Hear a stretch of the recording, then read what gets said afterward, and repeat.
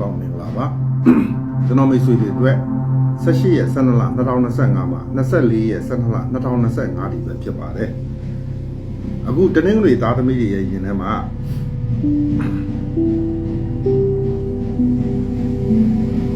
ဘဝနောင်ရေးအတွက်ပင်မခက်ခဲမဲ့ကိစ္စတွေကြကြနနလုပ်ဖို့အောင်မြင်အောင်လုပ်ဖို့ဘလောက်ပဲခက်ခဲငါရဲရဲဝံ့ဝံ့ကြော်ဖြတ်နိုင်အောင်ကြိုးစားမယ်ဟဲ့ဆိုတဲ့အတွေးတွေအခုယင်ထဲမှာစဉ်းစားတွေ့တော်နေတယ်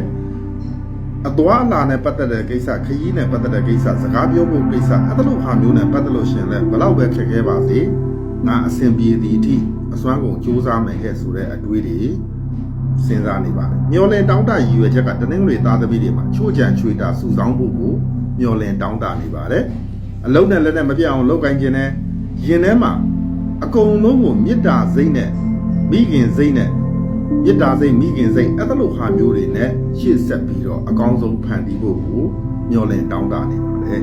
မမျောလင်မဲ့ဘယ်လိုဟာမျိုးကြုံမလဲစိတ်လေစိတ်လွင့်နေကြုံတွေ့ရတတ်တယ်လုံးသမျှအမှားတွေပဲကြုံတွေ့ရတတ်တယ်ဆုံးဖြတ်ချက်တွေမှားတတ်တယ်အဲ့တော့ယောဂဝေဒနာတွေနဲ့ပတ်သက်လို့ရှိရင်မေရရရှာလို့မရဘဲနဲ့ဟိုကတစ်မျိုးဒီကတစ်မျိုးအဲ့လိုဟာမျိုးဖြစ်တာမျိုးလူတွေကကိုယ့်ကိုအမျိုးမျိုးကျမ်းမာရေးညံ့နေတယ်စသည်အားဖြင့်ဟိုနှစ်ဒီပုံစံဝေဖန်ဟိုပုံစံဝေဖန်အဲ့လိုဟာမျိုးဝေဖန်ခြင်းတွေတနင်္ဂနွေသားသမီးတွေမှာကြုံတွေ့ရတတ်တယ်စိတ်ညစ်စရာအနေနဲ့ကတနင်္ဂနွေသားသမီးတွေမှာငွေကြေးများများဆဆစုဆောင်းဖို့အတွက်ကိုစိတ်ညစ်ရတာမျိုးအလုပ်အကင်အတွက်ရေရှည်အတွက်စိတ်ညစ်ရတာမျိုးအဲ့လိုဟာမျိုးတွေဖြစ်နေရတတ်ပါတယ်ငယ်ရွယ်တဲ့တနင်္ဂနွေသားသမီးတွေရဲ့ကန်ဆာတာမှာဆိုလို့ရှင်တော့အိမ်နီးနားချင်းပတ်ဝန်းကျင်ကြောင့်အဆင်မပြေတာပဲရှိတယ်ကျန်တဲ့ကိစ္စတော့အားလုံးကောင်းတယ်လုပ်ငန်းကိုင်ငန်းတွေနဲ့ပတ်သက်လို့ရှင်ငယ်ရွယ်တဲ့သူတွေဖို့မှာဒီချိန်မှာကိုစတဲ့အလုပ်ဒီရေရှည်အတွက်ကို့အတွက်အလားအလာကောင်းသောလုပ်ငန်းမျိုးတွေခြေနေကောင်းတွေစတင်ရတာမျိုးဖြစ်ပေါ်တာမျိုးကြုံတွေ့ပါလိမ့်မယ်အိမ်အောင်ရှင်မိတ်ဆွေများဖို့ကတော့ဆုံးဖြတ်ရန်ကြတဲ့နှစ်ခုနဲ့ရင်ဆိုင်ရတတ်တယ်ဘလို့ဆုံးဖြတ်ရင်ကောင်းမလဲဆိုတဲ့အတွေးမျိုးတွေနဲ့ကို့မှာစိတ်ညစ်ပူပန်မှုဖြစ်နေရတတ်ပါတယ်ဒီဝါသနာပါလို့ထီထိုးခြင်းနဲ့တနင်္ဂနွေသားသမီးများဖို့ကတော့နာရေးနဲ့ပတ်သက်ပြီးခေါင်းတလားတွေကားတွေရဲ့ဘေးအဲ့လိုဟာမျိုးရဲ့ဘေးမှာရှားကြည့်ပါအဲ့နေရာမှာမိတ်ဆွေအတွက်အကျိုးပေးသောကဏ္ဍတစ်စုံတည်းတွေ့ရပါလိမ့်မယ်ညနာတွေပြေပြောက်ပြီးကောင်းကျိုးချမ်းသာရရှိဖို့ရတရားအနေနဲ့ကတော့ခရီးသွားမဲ့သူကိုလမ်းစိတ်စားစိတ်လှူဒန်းခြင်းအားဖြင့်အညံ့နေအားလုံးပြေပြောက်သွားပါလိမ့်မယ်လို့ပြောရင်တနင်္ဂနွေသားသမီးများအတွက်ဒီမှာပဲညီကုန်းချုပ်ပြရစီကျွန်တော်ရဲ့ဖုန်းနံပါတ်ကတော့3992553588ပဲဖြစ်ပါတယ်ဗျာအဲ့ဒီဖုန်းကိုဆက်ပြီးတော့မိတ်ဆွေတို့အနေနဲ့နေ့လယ်7:00နာရီကနေ7:00နာရီအတွင်းကိုဘေးတင်မေးဖို့နာမည်ဆင်းပြီးလို့ရပါတယ်ဗျာအားလုံးအဆရအဆင်ပြေကြပါစေကျွန်တော်ကျော်စင်ဟိတ်ဖန်ပါတနင်္လာသားသမီးမိတ်ဆွေများအားလုံးမင်္ဂလာပါတနင်္လာသားသမီးတွေအတွက်18ရက်12လ2025မှာ24ရက်12လ2025ဒီပဲဖြစ်ပါတယ်တနင်္လာသားသမီးတွေရဲ့ယင်ထဲမှာခရီးတွေနဲ့ပတ်သက်ပြီးရစရာရှိတဲ့ကိစ္စတွေနဲ့ပတ်သက်ပြီးနှစ်ခါကြိုးစားဖို့နှစ်ခါသွားမှအဆင်ပြေမဲ့အကြောင်းအရာတွေကိုအခုယင်ထဲမှာစဉ်းစားတွေးတောနေပါတယ်အဲ့တော့ဒီချိန်မှာအောင်မြင်မှုနဲ့ပတ်သက်ပြီးလို့ရှိရင်လည်းအချိန်ချင်းခါခါကြိုးစားရမယ့်အကြောင်းတွေကိုအခုယင်ထဲမှာတွေးတောနေတယ်မျောလင်တောင်းတရည်ရွယ်ချက်ကအဝေးတနေရာမှာအလုပ်တွေလုပ်မယ်စုဆောင်းမယ်ကိုယ့်ရဲ့မိသားစုကိုယ့်ရဲ့ပတ်ဝန်းကျင်မှာအဆင်ပြေလေးနေဖို့ထိုင်ဖို့အဆင်ပြေဖို့ကိုဒါကိုယ့်ရဲ့ယင်ထဲမှာမျောလင်တောင်းတနေပါတယ်မမျော်လင့်မဲနဲ့တနင်္လာသားသမီးတွေဘယ်လိုဟာမို့ကြုံမလဲရသမျှဝင်ငွေနဲ့မယောင်ရဲမတိတ်တိတ်နိုင်ဘူးပို့ပြီးတော့ရအောင်ကြိုးစားခြင်းနဲ့ဒီတဲ့ပိုကောင်းတဲ့အခွင့်အရေးကောင်းတဲ့ရရှိဖို့ကိုပဲကြံဖန်ပြီးတော့စဉ်းစားရင်းဆိုတဲ့အတွေးတွေကိုမှများနေရတတ်ပါတယ်စိတ်ညစ်စရာအနေနဲ့တနင်္လာသားသမီးတွေမှာသူတော်စင်တွေဝိဇ္ဇာတွေကူညီမဆသလိုမျိုးဘဝမှာကံကောင်းခြင်းနဲ့အဲ့ဒီအတွက်ကြောင့်စိတ်ညစ်ပူပန်မှုတွေဖြစ်နေရတတ်ပါတယ်ခရီးသွားလာဖို့အတွက်စိတ်ညစ်ရတယ်အဆက်အသွယ်ရဖို့အတွက်စိတ်ညစ်ရတယ်အဆက်အသွယ်ကောင်းတွေလိုချင်တဲ့အတွက်ကြောင့်လည်းစိတ်ညစ်ရတာမျိုးဖြစ်ပေါ်တတ်တယ်ကိုမျိုးသိမ့်ထားတဲ့ကိစ္စစုဆောင်းထားတဲ့အကြောင်းအရာအဲ့လိုဟာမျိုးနဲ့ပတ်သက်ပြီးဒီချိန်မှာလှုပ်တင်မလှုပ်တင်ဆိုတဲ့အတွေးမျိုးတွေကြောင့်စိတ်ညစ်ရတာမျိုးကြုံတွေ့ရတတ်တယ်အဲ့တော့ဒီချိန်မှာလို့ရင်ငါ့အတွက်နစ်နာမှာလားဆိုပြီးတော့လည်းတွေးပြီးစိတ်ညစ်ရတာမျိုးဖြစ်ပေါ်တတ်ပါတယ်ချစ်ချင်းမြတ်တာနဲ့ပတ်သက်လို့ကလည်းအဝေးတနေရာကြောင့်စိတ်ညစ်ပူပန်မှုတွေဖြစ်နေရတတ်ပါတယ်ငယ်ရွယ်တဲ့တနင်္လာသားသမီးတွေကန်ဆာတာမှာမိသားစုကြောင့်အဆင်မပြေမှုတွေဝမ်းနေတာတွေစိတ်ကြီးကြိုက်တာတွေမိသားစုရန်ပွဲမိသားစုပြဿနာကြောင့်ကိုယ်မှာစိတ်ညစ်ပူပန်မှုတွေဖြစ်နေရတတ်တယ် အဲ့တော့ဘေးပတ်ဝန်းကျင်ကလည်းကိုယ့်ကိုကြည့်မရအောင်မနာလို့ဘူးအဲ့ဒီအတွက်ကြောင့်လည်းငယ်ရွယ်နဲ့ဒီချိန်မှာပတ်ဝန်းကျင်တစ်လောကလုံးမုန်းမိတာမျိုးကြည့်မရတာမျိုးတွေဖြစ်ပေါ်တတ်ပါတယ်အိမ်အောင်ရှင်တနင်္လာသားမီးများဖို့ကတော့ရည်ရွယ်ချက်ရည်မှန်းချက်တွေရင်းရိုင်တိမ်းဆောင်လွဲချော်တဲ့အဖြစ်မျိုးတွေကြုံတွေ့ရတတ်တယ်ကိုရည်မှန်းထားတာတစ်မျိုးဖြစ်ချင်တာတစ်မျိုးဖြစ်ရတာတစ်မျိုးအဲ့လိုဟာမျိုးတွေဖြစ်ပေါ်ပါလိမ့်မယ်ဗျာဒီဝါသနာပါလို့ထီထိုးခြင်းနဲ့မိတ်ဆွေများဖို့ကတော့ငယ်စဉ်တောင်ကြီးကလေးဘွားကလေးကကိုယ့်အပေါ်အရန်ကောင်းတဲ့သူကိုညီတဲ့သူရဲ့အမည်နာမများကိုအတိတ်ကောက်ခြင်းအားဖြင့်ကိုယ့်အတွက်အကျိုးပေးသောကဏ္ဍတစ်စုံတရာဖြစ်သွားပါလိမ့်မယ်ညနာလေးပြေပြောက်ပြီးကောင်းကျိုးချမ်းသာရရှိဖို့ရရအနေနဲ့ကတော့ကိုယ့်အိမ်မှာရှိသောအိုးအဟောင်းအိမ်အဟောင်းများကိုအမိုက်ပုံလမ်းဘေးအဲ့လိုဟာမျိုးမှာဖျဲဆုပ်မီးရှို့ပြီးတော့ပြစ်လိုက်ပါအဲ့ဒီခြေကနေစတယ်ပြီးတော့အကောင်းဆုံးကတော့ကိုယ့်ရဲ့အိမ်ကိုယ့်ရဲ့လုပ်ငန်းကိုဓာတ်ပုံရိုက်လဲပြီးအဲ့ဒီဓာတ်ပုံကိုမီးရှို့ပြီးတော့ဖြည့်ဆည်းပလိုက်ဒီခြေကနေစတယ်ပြီးငါမှရှိသောအညံ့တွေအားလုံးဒီဒါနဲ့တို့တစ်ခါတည်းပါသွားစေဒီခြေကနေစတယ်ပြီးတလင်းလာသားမီးနာမည်ဘယ်လိုကန်ကောင်းစေဆိုပြီးအဲ့တိုင်းပြောပြီးတော့မီးရှို့လိုက်အဲ့ဒီခြေကနေစတယ်ပြီးတော့ကန်ကောင်းသွားပါလိမ့်မယ်အောင်မြင်သွားပါလိမ့်မယ်လို့ပြောရင်တလင်းလာသားမီးများအတွက်ဒီမှာပဲနေကုန်းချုပ်ပြရစီအင်္ဂါသားမီးမိတ်ဆွေများအတွက်18ရက်12လ2025မှာ24ရက်12လ2025ဒီပဲဖြစ်ပါတယ်။အင်္ဂါသားသမီးတွေရဲ့ယင်ထဲမှာအဝေးတနေရာနိုင်ငံရခြားနဲ့ပတ်သက်ပြီးဆက်သွဲကောင်းသတင်းကောင်းတွေလိုချင်တယ်။လောကလည်းမှာပြပေါ်ရှင်ဖြတ်တန်းခြင်းနဲ့စိတ်ညစ်ရမယ့်ဟာတွေမကြားခြင်းဘူးမတွေ့ခြင်းဘူးမစုံခြင်းဘူးမကြုံခြင်းဘူးဆိုတဲ့အတွေးတွေအခုယင်ထဲမှာစဉ်းစားတွေးတော်နေပါတယ်။မျောလင်းတောင်းတရည်ရွယ်ချက်ကအားလုံးနဲ့ချစ်ခင်ဖို့အသင်မြတ်ဖို့အမုန်းနေနဲ့ရှေ့မဆက်ခြင်းဘူးချစ်ချင်းမြတ်တာတွေနဲ့ပဲရှေ့ဆက်နိုင်ဖို့ကိုဒါကိုယ့်ရဲ့ရင်ထဲမှာအင်းတိုင်းအားတိုင်းကြိုးစားဖို့ကိုမျောလင်းတောင်းတနေပါလေမမျောလင်းပဲဘယ်လိုဟာမျိုးကြုံမလဲအင်္ဂါသားသမီးတွေအဝေးတနေရာကိုအကြောင်းပြုပြီးတော့စိတ်တော့ကရောက်စရာလေးတွေပူပင်စရာလေးတွေမကြာခဏ4ရက်အတွင်းမှာကြုံတွေ့နိုင်တယ်အဲဒီဥစ္စာကြော်တာနဲ့အကောင်းလေးဖြစ်လာပါလိမ့်မယ်စိတ်ညစ်စရာနောက်ထပ်ပူပင်တော့ကတော့ငွေကြီးအခက်အခဲရမယ်ကိစ္စပြရမယ်ကိစ္စအဲ့နှမျိုးစုံတို့အတွက်ကိုယ်မှာစိတ်ညစ်ပူပန်မှုတွေဖြစ်နေရတတ်တယ်။ပေးရမယ်ဟာတောင်းပန်လို့မရဘူး။အဲ့တော့ကိုရမယ်ဟာလည်းဘယ်နေရာရှာလို့ရှာမှပြီးတော့အဲ့လိုဟာမျိုးတွေကြောင့်ကိုယ်မှာစိတ်ညစ်ပူပန်မှုတွေဖြစ်နေရတတ်တယ်။မနိုင်ဝင်ထမ်းရတဲ့အကြောင်းအရာကြောင့်စိတ်ညစ်ရတယ်။မကျွမ်းကျင်တဲ့အလုပ်ကိုလုပ်ပြီးတဲ့အတွက်ကြောင့်လည်းစိတ်ညစ်ပူပန်မှုဖြစ်နေရတတ်တယ်။အဲ့တော့လူတွေအားလုံးနဲ့အဆင်ပြေအောင်လုပ်ဖို့အတွက်ကိုပဲကိုယ်မှာစိတ်ညစ်ပူပန်မှုတွေဖြစ်နေရတတ်ပါတယ်။ငယ်ရွယ်တဲ့အင်္ဂါသားသမီးတွေကံစားတာမှမလုပ်ချင်သောအလုပ်တွေကိုလုပ်ရတာမပြောချင်သောစကားတွေကိုကြံဖန်ပြောရတာကိုယ်ချုပ်ချယ်တာအပြစ်ပြောတာအဲ့လိုဟာမျိုးတွေဇက်တိုင်ဆိုလိုပဲကြုံတွေ့ရတတ်ပါတယ်ဖြစ်ချင်းပြတာနဲ့ပတ်သက်လို့ရှင်လဲအချမ်းကောင်းညံကောင်းတွေဘလို့ပဲရှိရှိကိုယ်မှာအကောင်းဆုံးအတွေးခေါ်တွေဖြစ်မလာဘူးလို့ပြောထားပါတယ်အဲ့ဒီအတွက်ကြောင့်စိတ်ညစ်ရတာမျိုးဖြစ်တတ်တယ်ကိုယ်ချစ်ရတဲ့သူကကိုယ်ချုပ်ချယ်မယ်အပြစ်ပြောမယ်ဝေဖန်မယ်နေရာတကာဗီဇာကြောင့်ပဲအဲ့လိုဟာမျိုးတွေကြောင့်စိတ်ရှုပ်စရာတွေဖြစ်ပေါ်တတ်ပါတယ်အနိုင်ကျင့်ခြင်းဘိုးကြခြင်းဆိုတဲ့ပုံစံမျိုးအဆင့်ထိအောင်ကိုချစ်ရတဲ့သူကကိုယ့်အပေါ်နိုင်တဲ့စီးနေလောက်တာမျိုးပြုမှုတာမျိုးတွေကျုံတွေ့နိုင်တယ်အိမ်အောင်ရှင်မိတ်ဆွေများဘုရားတော့အချစ်စစ်ချစ်မှမေတ္တာစစ်မေတ္တာမှမဟုတ်ခါတွေကြားလေးလေးပေါ်လာလေးတွေကြားလေးလေးတိလာလေးတွေအဲ့တော့ရိုက်မေးစရာလည်းမလိုစစ်မေးစရာလည်းမလိုဘဲနဲ့အလိုလိုကိုတိလာတာဖြစ်ပေါ်ပါတတ်တယ်အဲ့ဒီအတွက်ကြောင့်ကိုယ်တိုင်းနဲ့ကိုယ်ကံပဲရှိပါစေတော့ငါဝေကျွေးရှိသမျှပေးဆက်မယ်ဟဲ့ဆိုတဲ့ပုံစံမျိုးနဲ့ပဲစိတ်ညင်ညင်နဲ့ရှေ့ဆက်ရမယ်ပုံစံမျိုးကြုံတွေ့နိုင်ပါတယ်ဒီဝဒနာပါလို့ထီထိုးခြင်းနဲ့မိတ်ဆွေများဖို့ကတော့ဓာတ်တွေထားတဲ့နားမှာရှားကြည့်ပါအဲ့နေရာမှာမိတ်ဆွေတို့အချိုးပေးသောကဏ္ဍတစ်စုံတရာတွေ့ရပါလိမ့်မယ်ညနာလေးပြပြပြီးကောင်းကျိုးချမ်းသာရရှိဖို့ရရအနေနဲ့ကတော့အိမ်သားရေဆေးမယ်တောက်ရည်ကိုကိုယ်တိုင်ရေထည့်မယ်အဲ့ဒီနှစ်ခုဒါလောက်ပါတောက်ရည်ဘိုးတွေကိုယ်တိုင်လှူမယ်သူများတောက်ရည်လဲတဲ့ကိုယ်ပစံထုတ်ပေးမယ်အဲ့လိုဟာမျိုးလောက်ပါအဲ့ဒီလိုလှုပ်ခြင်းအားဖြင့်အညံ့နေအားလုံးပြေပြောက်ကောင်းမှုပြီးတိတိတလာလက်လာပါရှင်လန်းသွားပါလိမ့်မယ်လို့ပြောရင်ကျွန်တော်ရဲ့တပတ်စာဟောပြောမှုကိုဒီမှာပဲညီကုန်းချုပ်ပြရစီကျွန်တော်ကျော်စင်ဟိတ်ခါပါကျွန်တော်မိတ်ဆွေများအားလုံးရောက်တိုင်းကျမ်းမာချမ်းသာလို့ဆန္ဒပြုပါပါစေဘုဒ္ဓဟူသားသမီးမိတ်ဆွေများအားလုံးမင်္ဂလာပါဘုဒ္ဓဟူသားသမီးတွေအတွက်18ရက်12လ2025မှာ24ရက်12လ2025ဒီပဲဖြစ်ပါတယ်ဘုဒ္ဓဟူသားသမီးတွေရဲ့ယင်ထဲမှာဆုံးဖြတ်ချက်မှားတဲ့အကြောင်းအရာတွေနဲ့ပတ်သက်ပြီးပြန်ရအောင်လုပ်ဖို့အဖတ်ဆယ်ဖို့အကြောင်းအရာတွေကိုအခုယင်ထဲမှာစဉ်းစား တွေ့တော့နေတယ်ဘလို့နီးနဲ့မှမရတော့ဘူးအစတည်းကမှမစင်စားတာအခုမှစဉ်းစားလဲအပူပဲလို့တာသတ်မှတ်လိုက်ပါမျောလဲတောင်းတရည်ရွယ်ချက်ကတော့ဘယ်သူမှမသိအောင်ကိုလုံးချင်တာလုပ်မယ်ဆိုတဲ့အတွေးတွေအဲ့တော့ဖြစ်တော့လဲဖြစ်ပလိစီပေါ့ဆိုတဲ့ပုံစံမျိုးရှေ့ရေးနောက်ရေးဘာမှမစင်စားပဲနဲ့လှုပ်ချင်တာလုပ်မယ်ဆိုတဲ့အတွေးတွေ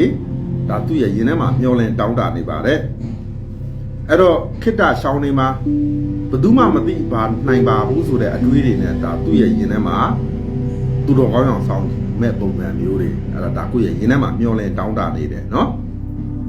အဲ့ဒီအတွေးခေါ်ရတော့မကောင်းပါဘူးကိုမွေလင်းလင်းလို့ပေါ့နော်လိန်နေညာတယ်ဆိုတာမကောင်းဘူးအခုလည်းမကောင်းဘူးနောက်လည်းမကောင်းဘူးမှန်တော့စကားပြောတာဒီနောက်ထပ်10နှစ်ကြာလဲဒီစကားပါပဲ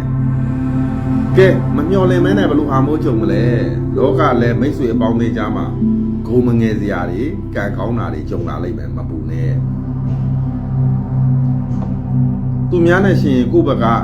သူများတွေလေးစားအားကြအတူယူရတဲ့အထိကံကောင်းမှုတွေကြုံပါလိမ့်မယ်စိတ်ညစ်စရာအနေနဲ့ကတော့ချစ်ချင်းမြတ်တာအတွက်စိတ်ညစ်ရတယ်မလုံသင့်တာကိုလုံမိတဲ့အတွက်ကြောင့်စိတ်ညစ်ရတယ်မဆုံးဖြတ်သင့်တဲ့ဟာကိုအကြောင်းအရာတွေကိုဆုံးဖြတ်မိတဲ့အတွက်ကြောင့်စိတ်ညစ်ရတယ်ရက်တန်းကရက်ဖို့ကိစ္စအတွက်ကိုပဲကိုယ်ကစိတ်ညစ်ပူပန်မှုတွေဖြစ်နေရတတ်ပါလေငယ်ရွယ်တဲ့ဗုဒ္ဓဘုသားသမီးတို့ရဲ့ကံစားတာမှာမိသားစုအတွက်ကြီးတဲ့ကောင်းတဲ့နေရာကိုရွှေ့ပြောင်းဖို့စီမံဖို့ကြကြနာနာလောက်ကိုင်ဖို့အတွက်ကိုအခုရင်ထဲမှာစဉ်းစားနေတယ်ယောက်ျားနောက်ဆက်မိန်းမနောက်ဆက်ကင်းအောင်နေထိုင်ဖို့ကိုလည်းပြုမှုဖို့ကိုလည်းဒါကိုရဲ့ရင်ထဲမှာတွေးတောနေတတ်တယ်ဗျပညာရေးနဲ့ပတ်သက်လို့လောလောဆယ်မှာဘယ်ဟာမှဒီဇိုင်းမမတ်ဘာမှစဉ်းစားလို့အခြေအနေမကောင်းသေးဘူးလို့ပြထားပါတယ်ရည်ရွယ်ချက်ရည်မှန်းချက်ကြကြနာနာမရှိနိုင်သေးဘူးအိမ်အောင်ရှင်မိတ်ဆွေများဖို့ကတော့ကိုလေးစားအားကြရသောဆရာသမားတဦးတယောက်ကြီးအကူကြီးမဆာမှုကြောင့်အကြံဉာဏ်ပေးမှုကြောင့်အိမ်အောင်ရေးလည်းအဆင်ပြေမယ်အဲ့တော့အရင်ထက်ပိုပြီးနှွေးထွေးကျင်လာတဲ့ဘဝတွေရရှိပိုင်ဆိုင်ပါလိမ့်မယ်လေဗျာဒီဝါသနာပါလို့ထီထိုးခြင်းတဲ့မိတ်ဆွေများဖို့ကတော့ကိုယ့်အပေါ်နှစ်ခါခါအယံချစ်တဲ့သူရဲ့အမည်နာမကိုအတိတ်ကောက်ကြည့်လိုက်ပါမိတ်ဆွေအတွက်ထူးထူးခြားခြားကံကောင်းလာပါလိမ့်မယ်ကဲညံ့တာတွေပြေပြောက်ပြီးကောင်းကျိုးချမ်းသာရရှိဖို့ရတဲ့အနေနဲ့ကတော့ဆေးတွေလှူမယ်ဆေးဝါးဓာတ်စာလှူပေးမယ်အဲ့တော့တက်ကြီးရွယ်ဦးတွေလှူလို့ရတယ်နေတိုင်းမကောင်းတဲ့သူတွေလှူလို့ရတယ်ဆေးမဝယ်နိုင်တဲ့သူတွေကိုနေပါဆေးလှူနေလဲငါလှူခြင်းတယ်လေဒီလိုမျိုးပြောပေါ့နော်အခုလေးပါဆေးလှူလဲအဖပါဆေးလှူလဲအဲ့ဒီသူတို့လှူတဲ့ဆေးကိုကိုကတတ်နိုင်တဲ့ဘက်ကတတ်နိုင်တယ်လို့မျိုးလူတိုင်းကြည့်ပါအဲ့ဒီချိန်ကနေစတင်ပြီးတော့ဗုဒ္ဓဘုသားသမီးတွေအတွက်ထူးထူးခြားခြားကံကောင်းလာပါလိမ့်မယ်လို့ပြောရင်းကျွန်တော်ရဲ့ဟောပြောမှုကိုဒီမှာပဲဒီကုန်းချုပ်ပြစီကျွန်တော်ကျော်စိန်ဖန်ပါဇာတာပရိသားသမီးမိတ်ဆွေများအားလုံးမင်္ဂလာပါဇာတာပရိသားသမီးတွေအတွက်18ရက်12လ2025မှာ24ရက်12လ2025ဒီပဲဖြစ်ပါတယ်ဒီချိန်မှာဇာတာပရိသားသမီးတွေရဲ့ရင်ထဲမှာပြဿနာတစ်စုံတရားနဲ့ပတ်သက်ပြီးစိုးရိမ်ပူပန်မှုအကြောင်းအရာတွေအခုရင်ထဲမှာစဉ်းစားတွေးတောနေတယ်ဘယ်ချိန်များပြဿနာတက်မလဲဆိုတဲ့ရင်ဓမ္မမအတွေးတွေအခုဖြစ်နေရတဲ့မျှတတာဖြစ်ပါလိမ့်မယ်အဲ့တော့ကိုယ့်ဘက်ကအမှားယွင်းကင်းနိုင်သမျှကင်းအောင်ပြုမှုနေထိုင်ပါလို့အကြံပေးခြင်းပါလေမျောလဲတောင်းတရည်ပဲချက်ကချစ်ချင်းမြတ်တာနဲ့ပတ်သက်ပြီးအောင်မြင်မှုတရဘူးစောင်းခြင်းနဲ့ကိုယ့်ဘက်ကအနိုင်လိုခြင်းလဲအဲ့တော့ကိုယ်တန်တတာဖြစ်အောင်ငါဘယ်လိုလုပ်ရင်ကောင်းမလဲအဲ့တော့ကိုမကိုဖြစ်အောင်အမြဲတမ်းနိုင်နေအောင်ငါဘယ်လိုလုပ်ရင်ကောင်းမလဲဆိုတဲ့အတွေးတွေဒါသူ့ရဲ့ရင်ထဲမှာမျောလဲတောင်းတနေပါသူများတဲ့ရှင်တာဖို့လုပ်ငန်းကံတွေအပြိုင်ဆိုင်တွေအဲ့ဒါလိုဟာမှုနဲ့ပတ်သက်ပြီးကိုယ့်ဘက်ကအနိုင်ရဖို့အနိုင်ဓာတ်တွေနဲ့ပြည့်စုံဖို့သူများထက်တောင်းလို့လုပ်ဖို့အဲ့ဒါလိုဟာမျိုးတွေဒါကိုယ့်ရဲ့ရင်ထဲမှာမျောလဲတောင်းတနေပါလေရှားလုံးသွားလို့နော်ကဲမမျော်လင့်မဲနဲ့ဘယ်လိုဟာမျိုးကြုံမလဲဆိုလို့ရှင်တော့ဘသူမှအတိမပေးပဲနဲ့ကိုလုံးချင်တာလုပ်တဲ့ကိစ္စတွေကနည်းနည်းလေးစိတ်ရှုပ်ထွေးစရာလေးတွေဖြစ်လာတတ်တယ်ကြားလေးလေးပူဆိုးလာလေးတွေဆိုတဲ့အဖြစ်မျိုးတွေကြုံတွေ့ရတတ်တယ်အဲတော့မမှန်သိချက်ချင်းပြင်မှာစိတ်ညစ်စရာပူပင်တော့ကအနေနဲ့ကတော့ကိုယ့်ကိုဘယ်ချိန်များဘသူများလောက်ကြံမလဲဒုက္ခပေးမလဲဆိုတဲ့အတွေးတွေကြောင့်ကိုယ်မှရင်တမမနဲ့ပူပန်မှုတွေဖြစ်နေရတတ်တယ်အရင်တော့ကလောက်ကြံခဲ့တဲ့ပုံစံမျိုးလောက်ကြံခံရတဲ့ပုံစံမျိုးအရင်တော့ကဒုက္ခပေးခြင်းကြုံခဲ့ရတယ်လို့မျိုးဒီတစ်ချိန်လဲနောက်တစ်ခါဒုက္ခပေးခြင်းဆိုတဲ့အဖြစ်မျိုးတွေအတွက်စိုးရိမ်မှုဖြစ်ပြီးတော့စိတ်ညစ်နေရတတ်ပါလေငယ်ရွယ်တဲ့ဇာတာပရိသားသမီးတွေကကံစားတာမှာကိုမျော်လင့်သလိုမျိုးမဖြစ်ဘူးဒါပေမဲ့85%တော့ကိုယ့်အတွက်အောင်မြင်မှုရပါလိမ့်မယ် ချီရဲနဲ့ပတ်သက်လို့ရှင်လဲအဝေးတနေရာကိုအကြောင်းပြုပြီးတော့ရင်ခုန်ကြည်နူးစရာတွေကြုံတွေ့နိုင်တယ်ဘဝရက်တည်မှုအောင်မြင်မှုနဲ့ပတ်သက်လို့ရှင်လဲအဝေးတနေရာကိုအကြောင်းပြုပြီးတော့အောင်မြင်မှုကြီးကြီးမားမားရပါလိမ့်မယ်လို့ပြထားပါတယ်ဒီနောက်ရှင်မိတ်ဆွေများဘုကတော့အဝေးတနေရာကိုအကြောင်းပြုပြီးတော့စိတ်ချမ်းသာစရာလေးတွေကြုံပါလိမ့်မယ်အောင်မြင်မှုတွေလည်းအဝေးတနေရာကိုအကြောင်းပြုပြီးတော့ရရှိလာပါလိမ့်မယ်အိမ်တော်ရေးနဲ့ပတ်သက်ပြီးအဝေးတနေရာကလူတွေကြောင့်ကိုယ့်ရဲ့အိမ်တော်ရေးတာယာမှုကြုံပါလိမ့်မယ်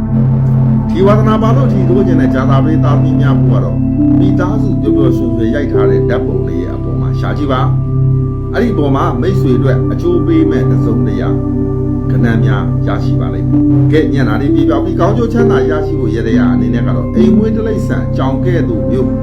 အိမ်မွေးတိရစ္ဆာန်များကိုအစာအာဟာရကျွေးမွေးခြင်းအပြင်အညံ့တွေအားလုံးပြပြောက်ကောင်းဖို့သွားပါလိမ့်မယ်အဲ့ဒါလည်းလုပ်မယ်အိမ်ပတ်ဝန်းကျင်တန်ရှင်းလည်းလုပ်မယ်အဲ့ဒီနှစ်ခုမဖြစ်မနေလုပ်ပေးပါအဲ့ဒါဆိုလို့ရှိရင်အားလုံးဆက်ဆက်ရအဆင်ပြေသွားပါလိမ့်မယ်ကဲဒီလောက်ပါပဲကျွန်တော်မိတ်ဆွေဂျာတာပေးသားသမီးရောက်တိုင်းကျမ်းမာချမ်းသာလူရဆန္ဒပြေဝပါစေရဲ့လို့ဆန္ဒပြုပြတာပို့ပါတယ်ကျွန်တော်ချိုစိန်ပါပါတောက်ကြသားသမီးအားလုံးမင်္ဂလာပါ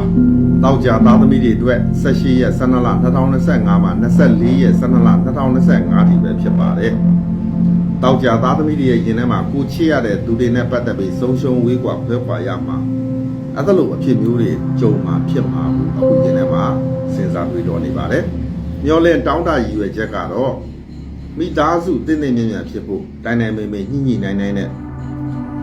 အားကိုးရတဲ့မိသားစုဖြစ်ဖို့ကိုကလည်းအားကိုးတိုက်တဲ့သားသမီးယရနာဖြစ်အောင်လုပ်မယ်အားကိုးရတဲ့လူတစ်ယောက်ဖြစ်အောင်လုပ်မယ်ကိုနဲ့ပတ်သက်တဲ့မိသားစုတွေကိုလည်းမိသားစုကိုချစ်တတ်အောင်ငါကြံဖန်ပြီးတော့ဖန်တီးပေးမယ်ဆိုတဲ့အတွေးတွေမျောလင့်တောင်းတနေပါတယ်မမျောလင့်မဲ့ဘယ်လိုဟာမို့ကြုံမလဲကံဆိုးတာတွေလာတတ်တဲ့သတိထားရမယ်လုပ်ငန်းကိန်းကပြောင်းတာနေရာထိုင်ခင်းပြောင်းတာအဲ့ဒါလိုအပြောင်းရွှေ့တွေကြီးကြီးမားမားမလုပ်ပါနဲ့မစွန့်စားပါနဲ့လို့အကြံပေးချင်ပါတယ်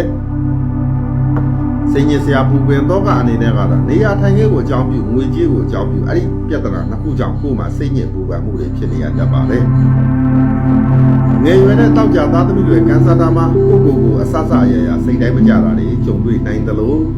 ့နှစ်ရှည်လာများဖုံးဖိထားတဲ့လူမသိအောင်လိန်ညာထားတဲ့ကိစ္စတွေဘူးပေါ်သလိုပေါ်မှာတွေးပြီးတော့ဆွေးရပူပန်မှုတွေဖြစ်နေရတတ်တယ်အဲ့တော့ဘာပြဿနာမှမပေါ်ပါဘူးလို့ပြထားပါတယ်ချစ်ချင်းမြတ်တာနဲ့ပတ်သက်ပြီးလို့ရှင်လဲအလိန်ညာတွေကြုံတွေ့ရတတ်တယ်ရလို့တစ်ခုနဲ့ပဲ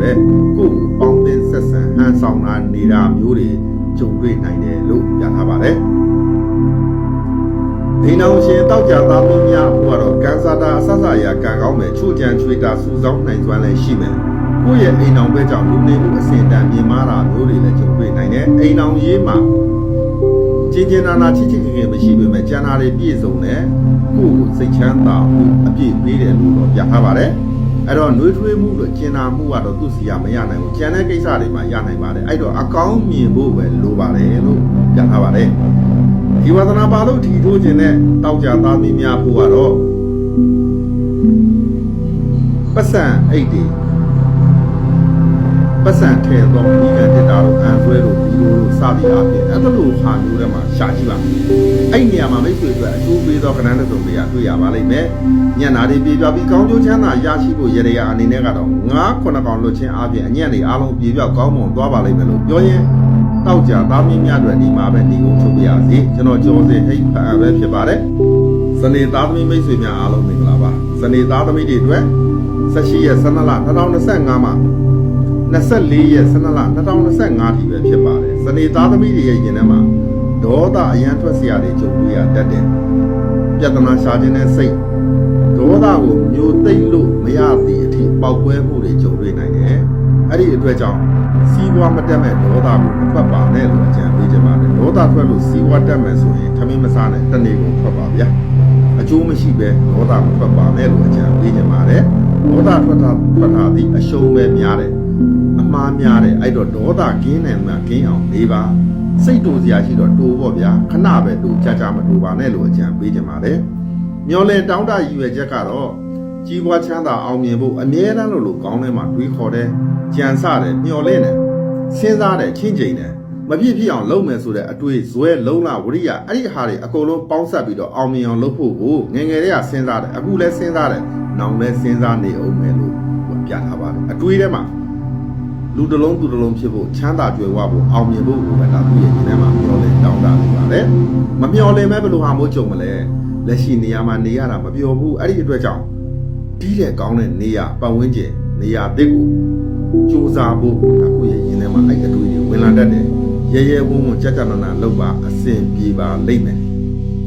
စိတ်ညစ်စရာပူပင်တော့ကအနေနဲ့ကတော့ဒေါသအရန်ထွက်စရာတွေကြုံတွေ့တတ်တဲ့ငကားမန်းသိအောင်အမောက်ထောင်ပြခြင်းနဲ့အဲ့ဒီစိတ်ကြောင့်ကိုယ်မှာ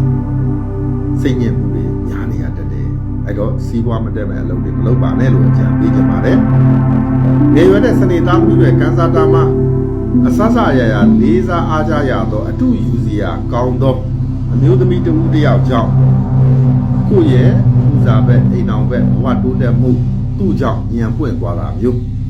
အဲ့တော့အလင်းရောင်ရတာမျိုးအဲ့လိုဟာမျိုးကြုံတွေ့နိုင်ပါလိမ့်မယ်အခြေအရနဲ့ပတ်သက်လို့ရှင်လည်းအနေနီးစပ်မှုကြောင့်တန်ရောစင်တွေ့တဲ့ပုံစံမျိုးလောက်ဖြစ်ပေါ်တတ်တယ်ရေရသေးကြမှုတော့သိတော့မရှိသေးဘူးလို့ပြထားတယ်အချိန်မရွေးပြောင်းလဲနိုင်တယ်အိမ်အောင်ရှင်မိတ်ဆွေများဘုကတော့အရင်ထက်ပိုပြီးတော့ချစ်ခင်ကျင်နာခြင်းပြုရခြင်းတွေဂျုံတဲ့အပြင်သူလည်းလှုပ်ချင်တာလုပ်မယ်ကိုယ်လည်းလှုပ်ချင်တာလုပ်မယ်ဆိုတဲ့အတွေးမျိုးတွေဝင်လာတတ်တယ်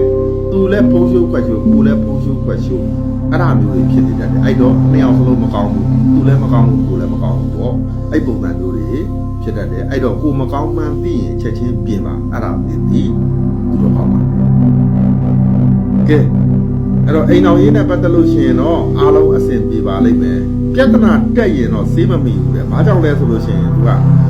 ကျမ်းမာရေးတစ်စိတ်ဝိနှကောင်တော့ဝိနှကောင်တစ်စိတ်တွေ့လား။အဲ့ဒီဝိနှကောင်တစ်စိတ်ကဘာလဲဆိုလို့ရှိရင်အဲ့ဒါစေးကန်းနေမှာသုံးတာဟုတ်လား။ဝေကရင်နဲ့စေးကန်းမလာနဲ့တဲ့စေးမမိဘူးတဲ့။အဲ့ဒီသဘောနော်။ကဲအဲ့တော့အခုလည်းပြဿနာတက်ရင်စေးမမိဘူးနော်။ကဲထီဝါသနာပါလို့ထီထိုးခြင်းနဲ့မိတ်ဆွေများဘူးကတော့ထွန်ထက်သောလက်နက်ပစ္စည်းဓာတ်များထားတဲ့အနီးနားမှာရှာကြည့်ပါညနာတွေပြေပြောပြီးကောင်းကျိုးချမ်းသာရရှိဖို့ရရအနေနဲ့ကတော့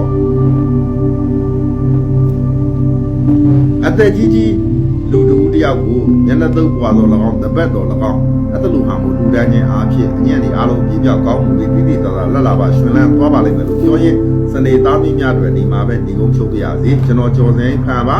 ကျွန်တော်ရဲ့တပတ်စာပေတွေပေါ်ပြောမှုဒီမှာပဲညီကုန်းချုပ်ပါပြီကျွန်တော်ရဲ့ဖုန်းနံပါတ်ကတော့3993803583ပဲဖြစ်ပါတယ်ဗျာအားလုံးဆက်ဆက်ရအဆင်ပြေကြပါစေ